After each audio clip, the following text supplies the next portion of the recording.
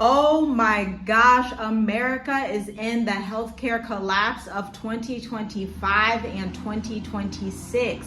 All thanks to the big, beautiful bill. There have been a plethora of videos all over TikTok, all over YouTube with people coming back saying they're getting letters in the mail telling them their mature adult parents or grandparents are no longer allowed to stay in the nursing home they've been in for 10 years, 5 years, 3 years, 1 year, all because of Medicare funding. Let's discuss this.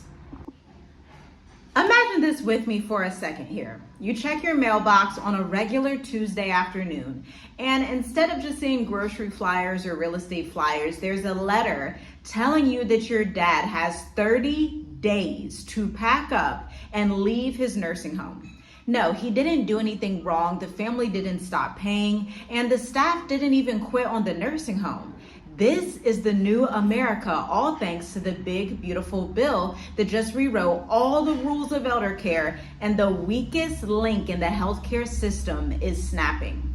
This is the letter that no family wants to get. It starts like this.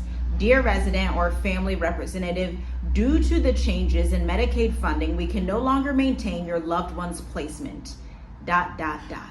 Medicaid, not Medicare, is the lifeline for over 60% of U.S. nursing home residents. For decades, this federal state program has quietly paid the bulk of the bill for long-term care, and without it, residents face losing $8,000 to $10,000, and these offset costs will be put on the family. So I want you to imagine that you are one of these people, and you may be one of these people that got this letter. Feel free to chime in the comments section if you have received this letter.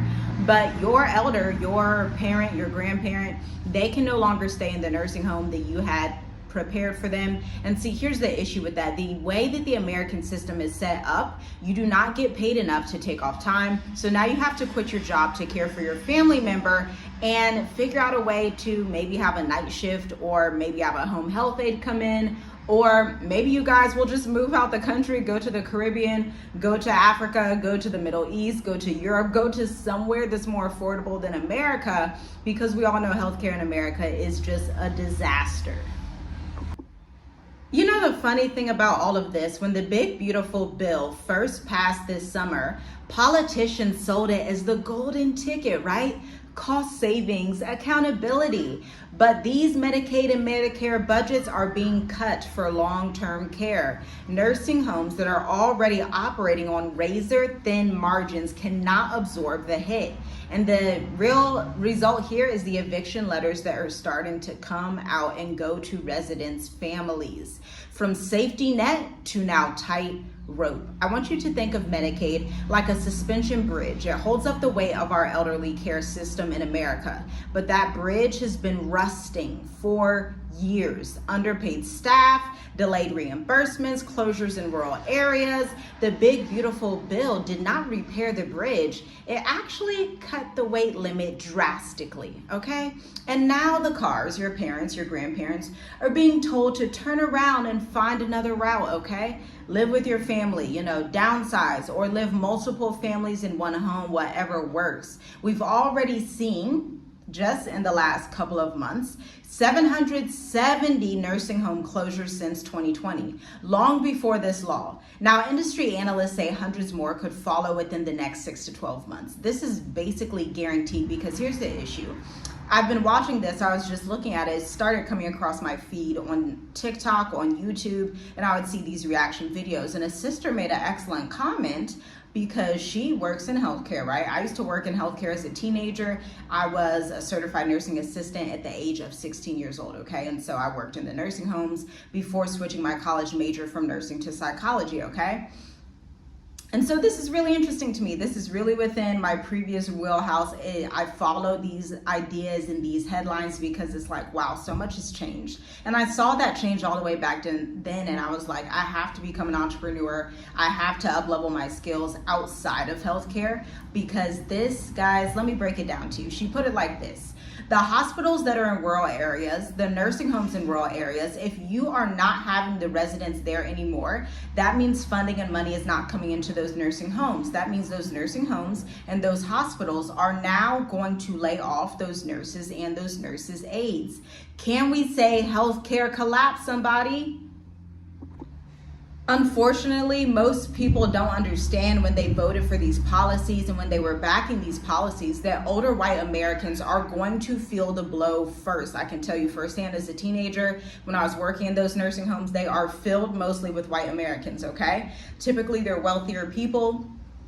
They may be Jewish people. They may be, especially depending on the nursing home you work at, right? I worked at a very lofty, elegant one, okay, and there were a lot of prominent people for the state of Ohio that were in there. Some interesting last names that you would hear about that obviously I will keep confidential, okay? But essentially, you have some heavy hitters in these nursing homes, okay? Their families can pay for it, or maybe they have investments they can pay for it, or whatever the situation is, but this is no longer going to be the reality. And then I also think about some of those patients that are in the nursing home because their injuries are so severe.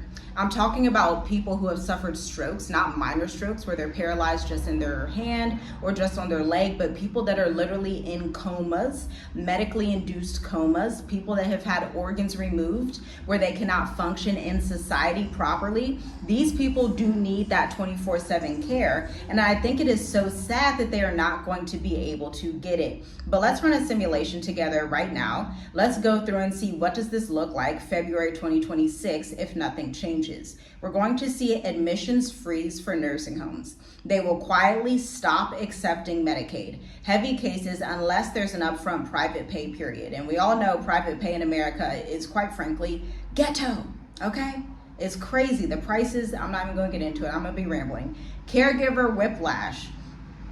Middle-aged sons and daughters will have to quit jobs or cut hours to care for parents at home. And we all know certain demographics of people in America just aren't the nicest people. You know, they're going to be very rude to their parents if they feel like they have an issue with them that they have not forgiven them for, or if they feel, you know, they could have been making more money at whatever job, whatever. They're going to be feeling this pressure, okay? And then we have the hospital gridlock, in which seniors are going to be discharged also from hospitals, and they will have nowhere to go, keeping ER beds clogged.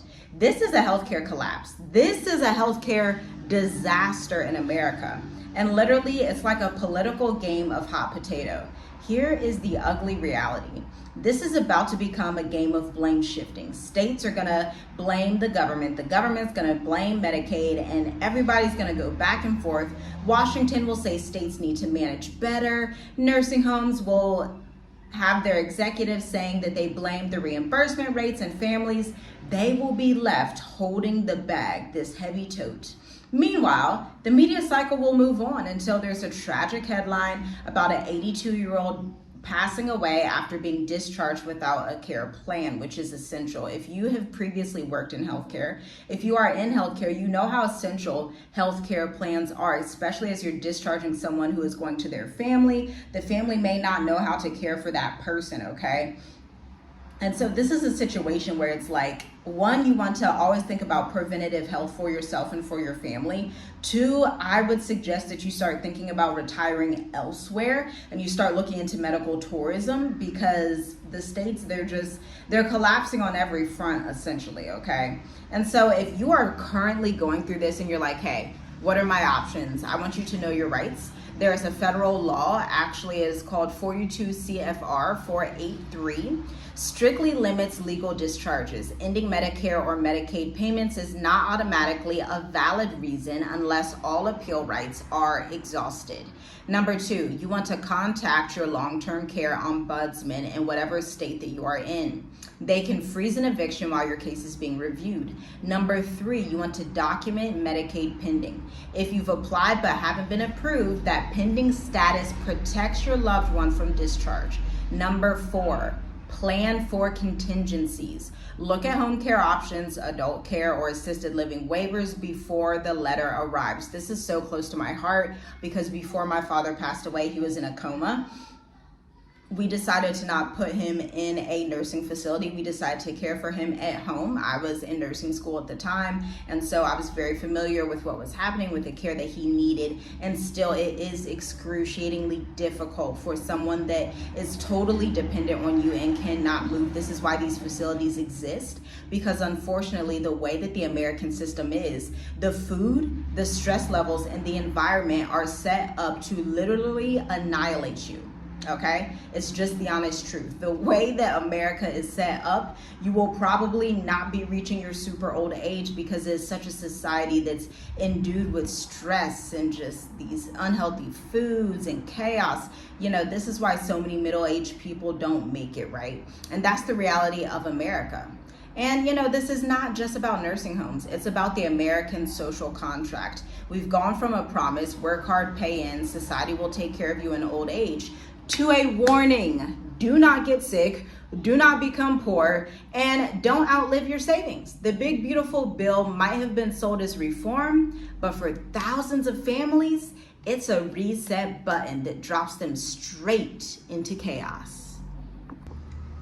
You know, like any collapse, this is not going to happen evenly. Some states are going to scramble to patch the holes, others will watch them widen, and in the end, those who have the least leverage to fight back will unfortunately come to the collapse of that system and be at the brunt end of it. The bottom line is that the start of a healthcare collapse at the elder care level is going to have ripple effects into every part of the American healthcare system. Okay? If you are not paying attention now, if you are not subscribed to this channel, hitting the like button, staying in tune with these updates on the collapse of America in a variety of different settings, then you will be forced to pay attention later when someone you love gets that letter. Shalom, shalom. I'll see you in the next video.